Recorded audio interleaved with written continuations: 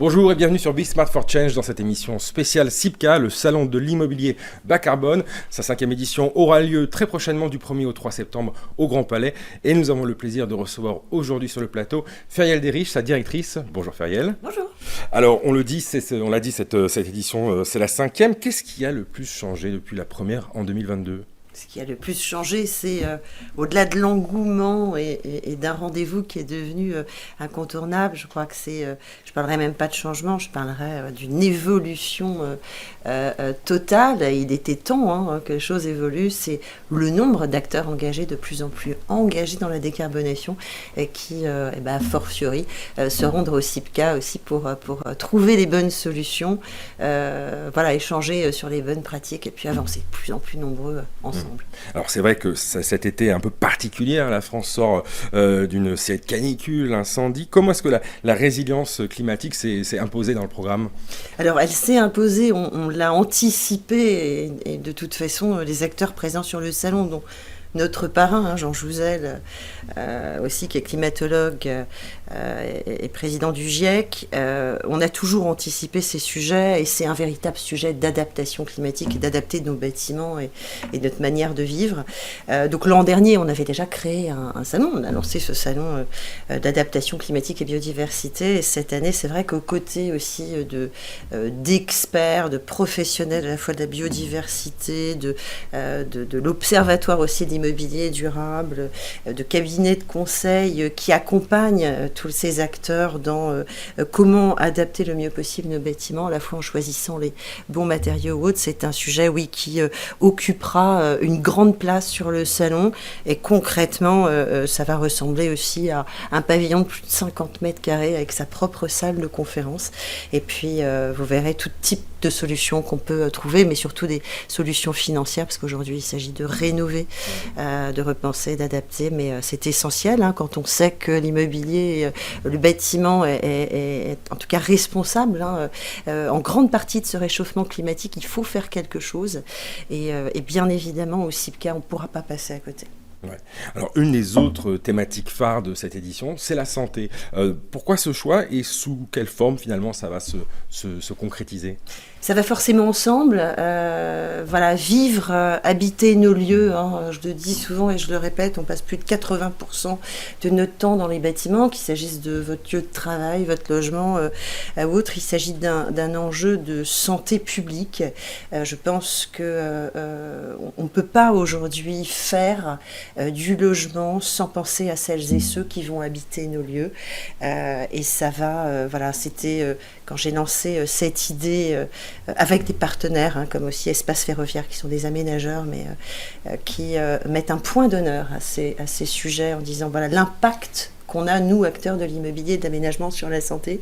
C'est un choix qui me paraît tellement évident et qui parle à tout le monde. Et j'espère qu'au travers de ce grand thème qu'est la santé au CIPCA, l'impact de l'immobilier sur la santé, j'espère qu'on pourra aussi passer un message grand public sur les métiers que nous faisons, nous, acteurs de l'immobilier, qu'on soit promoteur, constructeur, qu'on soit une solution aussi qui vienne se poser, se clipser sur un bâtiment qu'il faut repenser ou rénover, mais en tout cas montrer qu'on fait des choses bien pour une bonne raison, et que nous sommes des acteurs absolument responsables.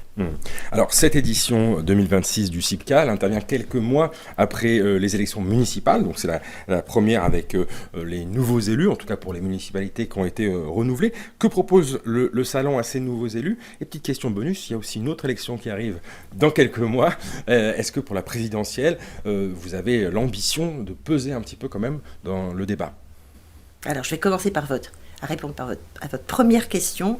Nous sommes l'événement de la rentrée, ce qui est un pari en soi, mais c'était un vrai choix. On a souhaité être l'événement de la rentrée, tous se retrouver au Grand Palais pour démarrer aussi une saison et se retrouver entre acteurs de l'immobilier. Là, c'est vrai que septembre, ce sera le rendez-vous des territoires et des élus après les élections municipales qui ont eu lieu en mars dernier, et on attend énormément d'élus. On en a reçu 400 l'an dernier. On en attend beaucoup plus cette année, et puis pour leur offrir tout un programme, parce que c'est pas le tout de leur dire venez, c'est tout un programme de solutions, de rencontres d'acteurs, de rencontres aussi entre homologues. Donc voilà, ils ont un petit parcours, même un grand parcours, parfois pour ceux qui restent les 3 jours. Mais oui, ce sera le rendez-vous des élus et des territoires. Et pas que les élus, on a aussi celles et ceux qui travaillent sur les territoires et sur le sujet de l'aménagement, parce qu'on a énormément d'aménageurs, d'établissements publics d'aménagement également, qui sont très rapidement emparés de ce salon. Et puis la deuxième question, du coup, que vous aviez... Plutôt sur les présidentielles. Plutôt sur les présidentielles. Alors, on a convié, figurez-vous, les candidats aux présidentielles. On a eu cette idée, on s'est dit, tiens, c'est la rentrée, c'est le début, en fait, de la campagne présidentielle, septembre. Certains ont répondu présent tout de suite, mais on s'est dit, tiens, ils sont peut-être pas assez nombreux encore. Voilà, pour pas qu'on on donne l'impression non plus d'être plus orienté vers un candidat qu'un autre. Mais certains viendront, viendront sur le salon. Ils sont engagés, ce sont des sujets qui leur parlent. Et puis, qu'on soit un élu de territoire ou qu'on soit un candidat aux plus hautes présidentielles, exactement. Je pense que ce salon, il est important parce que vous allez y rencontrer vraiment toute l'économie.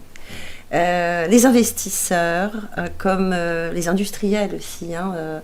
Le sujet de la réindustrialisation en France, ce sujet de ces acteurs économiques qui créent des emplois, qui ont un poids quand même important. Et quand je parle d'industriels sur le salon, c'est vraiment toute typologie, mais sur les acteurs très très présents et qui font beaucoup beaucoup beaucoup d'efforts.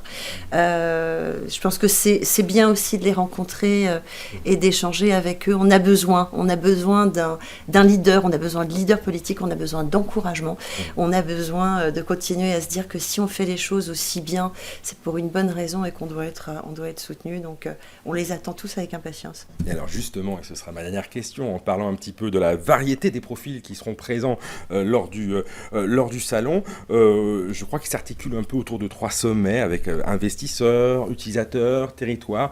Comment vous pourriez un petit peu résumer à la fois le fonctionnement et l'esprit de ces 3 jours d'échange ? Alors, nous avons des sommets, en effet, sur le CIPCA, qu'on a créé la 2e édition du salon. Il y a deux formats. Il y a le format des grands débats du CIPCA où des keynotes, vraiment des visionnaires. On aime beaucoup sur les grands débats inviter des grands noms à l'international, que ce soit des grands architectes, urbanistes ou autres, qui vont vraiment nous donner une vision inspirante.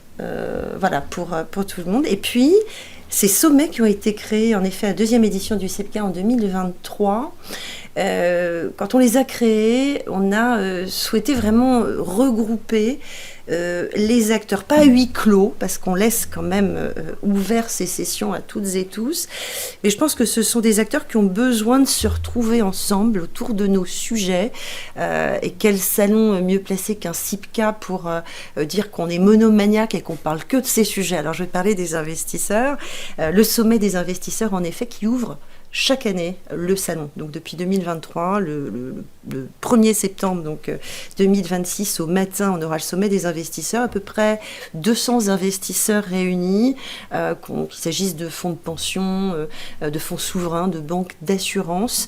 En tout cas, voilà, avec quelles sont les directions d'investissement aujourd'hui, dans quelle direction on va. Et puis celles et ceux qui font, ces propriétaires d'actifs qui aujourd'hui rénovent leur parc, ou en tout cas vont vous donner concrètement les démarches qu'ils entreprennent, et encore une fois qui sont inspirantes pour leurs homologues ou leurs collègues. Ensuite, on a le sommet des utilisateurs. N'oublions pas celles et ceux qui occupent nos lieux, qui les louent souvent à ces propriétaires d'actifs, et ce sommet des utilisateurs qui s'appelle Parlons Vrai, de la même manière, il réunit à peu près 70 utilisateurs, donc directeurs immobiliers, parlent beaucoup de tertiaire, on parle principalement de tertiaire et de bureaux, et 70 également propriétaires d'actifs. Parlons Vrai, Ça veut tout dire. Ça veut dire, c'est bien que nous, on lève le doigt et qu'on ait des besoins quand on est occupant de bureaux et de sites, mais le mieux, c'est de travailler ensemble, main dans la main, voir comment vous pouvez aussi adapter vos bâtiments à nos besoins. Et vous verrez, on se parle franchement. Ça, c'est le deuxième jour, le matin, le 2 septembre. Et puis, le sommet des territoires. Alors, il y a le sommet des territoires qui a une échelle nationale, qui là va réunir les élus. On a beaucoup de demandes de prise de parole. On a aussi bien des élus qui font un constat de leur territoire, qui ont des vrais besoins, et puis ceux qui ont fait des choses et qui disent franchement, voilà, c'est pas simple, on a besoin d'être aidé, on a besoin aussi de solutions financières. En tout cas, ce sommet des territoires, il est devenu le lieu où véritablement, on va se dire... Retour d'expérience. Les retours d'expérience. Et on voit qu'on a les mêmes problématiques, mais je suis heureuse de voir qu'il y a de plus en plus d'élus sur ce sommet des territoires. Une table ronde également des aménageurs, des EPA, chaque année, sur ce sommet, et qui en ressortent vraiment ravis et qui ont envie d'y revenir chaque année. C'est que ça marche et qu'on leur apporte quelque chose. Et puis, on ne va pas oublier aussi notre focus Grand Paris et Île-de-France, parce qu'il y a les cycles du Grand Paris et Île-de-France. Ça, c'est le premier jour l'après-midi, en partenariat avec la métropole du Grand Paris et la région Île-de-France, et c'est absolument fantastique parce que là c'est tout l'engouement, toute la passion, toutes les démarches qui ont été entreprises par des élus du Grand Paris et d'Île-de-France et qui ont toujours plaisir à dire je pars de loin, c'était faisable et je l'ai fait. Eh ben, très bien, merci. On se donne rendez-vous donc au Grand Palais du 1er au 3 septembre pour le CIPCA. Je crois qu'on peut encore s'inscrire en ligne sur Toujours. le site cipca.fr, et je crois même que c'est gratuit pour les étudiants. Donc si vous nous regardez et que vous êtes encore étudiant, profitez-en. Merci beaucoup Ferial Derich. À très bientôt sur Be Smart for Change.